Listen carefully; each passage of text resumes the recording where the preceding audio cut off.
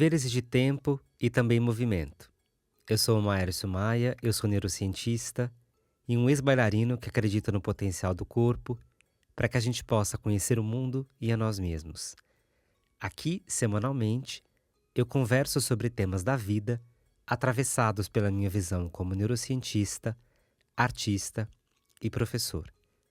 Toda sexta-feira eu posto esse encontro bônus, que tem como objetivo responder, a partir do tema da semana, a seguinte pergunta: o que isso tem a ver com dança? Nós conversamos, no encontro passado, sobre as paisagens do corpo. Se você ouviu esse encontro, continue aqui.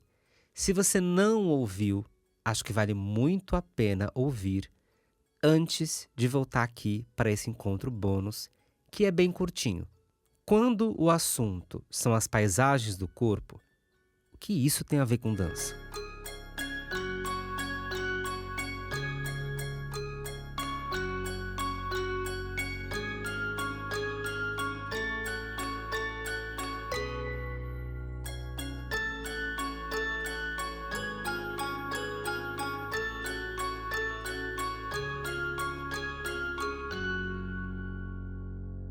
Acho que tem duas passagens da minha história como bailarino que me surgem aqui para discutir paisagens do corpo sob a pergunta: o que isso tem a ver com dança?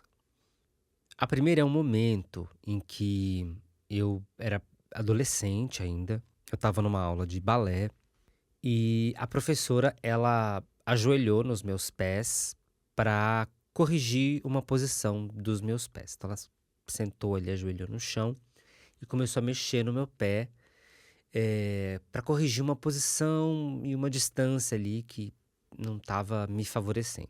Nesse momento eu olhei para baixo e aí ela lá de baixo, ela olhou assim para cima e falou: não olha, não é para você olhar, é para você sentir. E aí eu fiquei naquela situação. Falei, bom, mas se eu não posso olhar, como é que eu vou saber para onde ela tá apontando a correção? Em outras palavras, como é que eu vou conseguir colocar meu pé no lugar sem olhar? Gente, essa resposta, a resposta para essa pergunta não é simples, embora pareça. Ah, mas nós temos o nosso processo de propriocepção. Sim, nós temos. Mas ele não dá conta, muitas vezes. E não dá conta porque isso exige prática, isso exige experiência. Acho que quem dá aula de movimento vai entender o que eu estou falando. Pois bem, eu tentei então ali descobrir a correção que ela trazia sem olhar. E aí, um momento da correção, ela continuava mexendo no meu pé e ela perguntou assim: você está sentindo? E aí eu respondi: sim. E ela me disse: o quê? E eu disse: eu estou sentindo você mexendo no meu pé.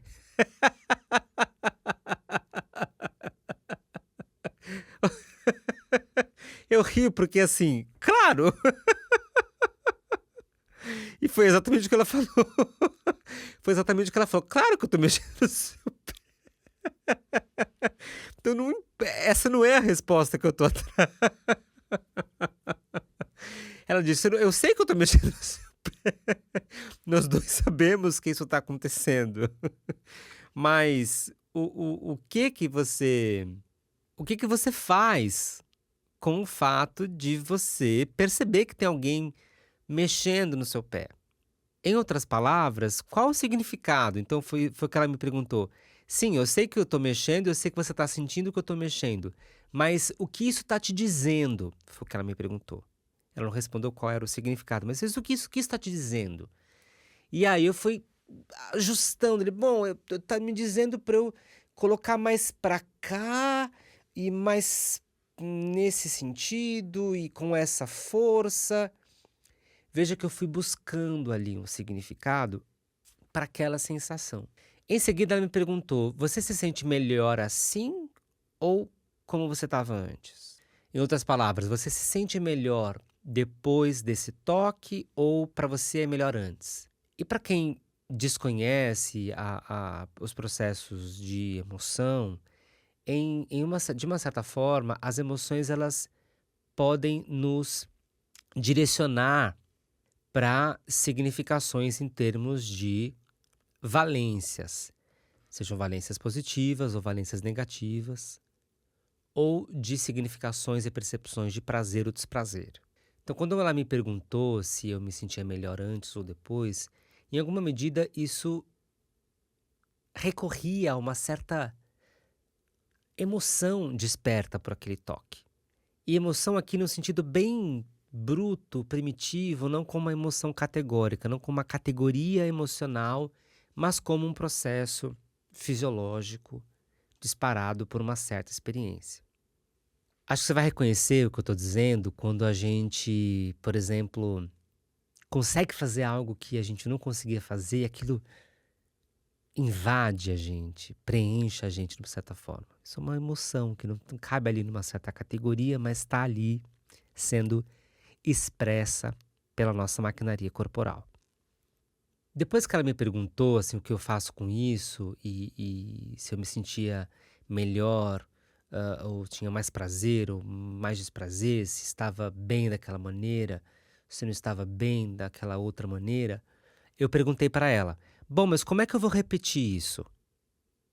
Eu, como bom nerd, queria repetir exatamente igual. E aí ela foi muito honesta para mim, ela falou: você nunca vai repetir. E aí, gente, eu tinha, acho que 15 ou 16 anos, tá? Essa é uma conversa com um garoto de 15, 16 anos, com uma mulher com 30 anos de carreira. E ela me disse assim: você vai ter que descobrir a cada repetição. Em algum determinado momento da sua vida, você vai ter tanta confiança que essa descoberta ela vai acontecer sem que você tenha tanta descarga de energia e de pensamento para que ela aconteça. E aí vocês me perguntam por que eu me tornei professor. Porque esse processo é apaixonante. É apaixonante. Você ter a certeza de que você não sabe, mas que você pode descobrir a cada repetição é apaixonante.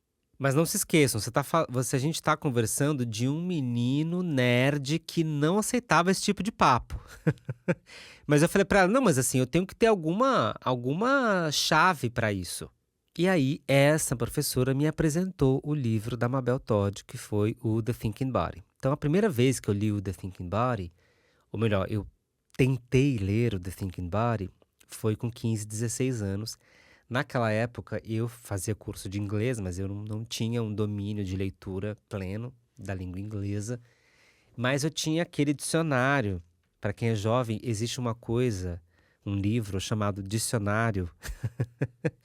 E eu tinha esse dicionário inglês-português e eu ia traduzindo palavra por palavra. Gente, eu fiz isso. Eu ia traduzindo palavra por palavra, tentando criar ali um significado para aquilo que eu estava lendo.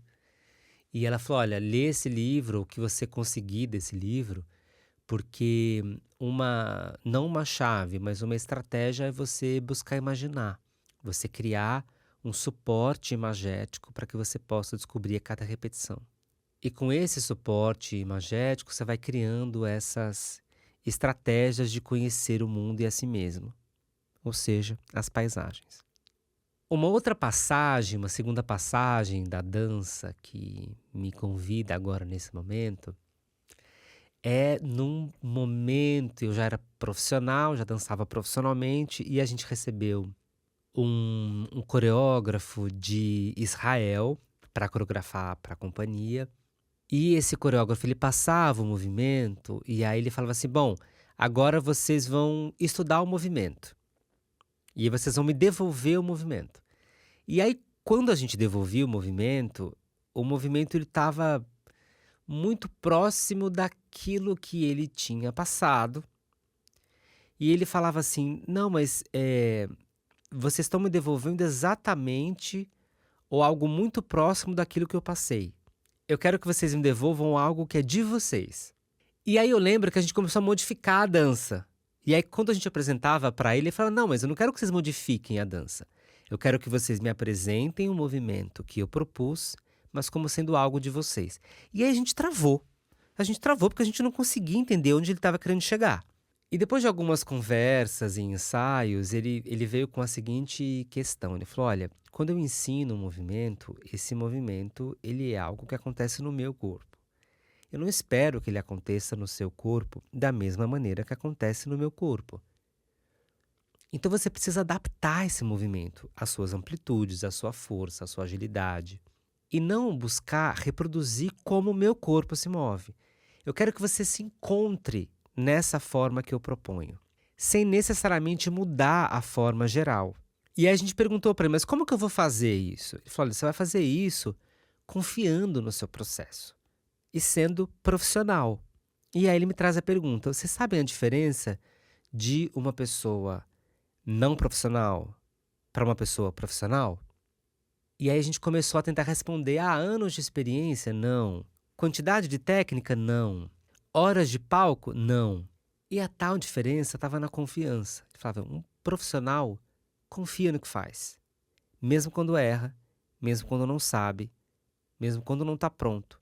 Ele confia, ou deveria confiar. E veja porque é tão urgente para mim essa discussão sobre formas de ensinar e aprender dança, porque se isso não está ali alimentando o processo, se esse processo de confiança não está alimentando o processo, a gente está falhando. E lê-se dança qualquer coisa, viu? Acontece que esse processo de confiar, ele é borrado, ele é experimental. E ele se apoia muitas vezes nessa paisagem que você cria ali sobre a sua própria experiência de movimento. É um guess, é um palpite que você tem sobre a sua própria experiência. Você, eu vou por aqui, vou com essa paisagem aqui. A partir dessas sensações, desses processos que estão aqui dentro do meu corpo, me informando sobre algo que não é exatamente objetivo, descritivo, mas que me confia apontar para esse lugar. E foi assim que eu me tornei professor e descobri o valor da confiança. Uma vez a minha mãe, ela me perguntou assim, meu filho, você era tão inteligente, e você é tão inteligente, minha mãe sempre foi muito admiradora do meu desempenho escolar. E ela falava assim, você é tão inteligente, por que você tem que ensaiar tantas vezes? Você aprendia tão rápido. E eu falei, mãe, mas assim, não é porque eu não sei, é porque eu tenho que descobrir coisas novas sobre mim mesmo e sobre a dança. Ela, mas não é só um movimento que você aprende? Eu falei, ih, mãe, essa é uma discussão longa. Em outras palavras, a repetição na dança também existe para que essa confiança emerja, nasça. E o uso das paisagens corporais também podem servir a esse nascimento de confiança. Bom, para mim é sobre isso que paisagens têm a ver com dança. Claro que a gente pode descobrir outras coisas aqui. Essas outras coisas ficam para você aí que está me ouvindo. A gente se vê na semana que vem. Obrigado pelo seu tempo e movimento. Até a próxima.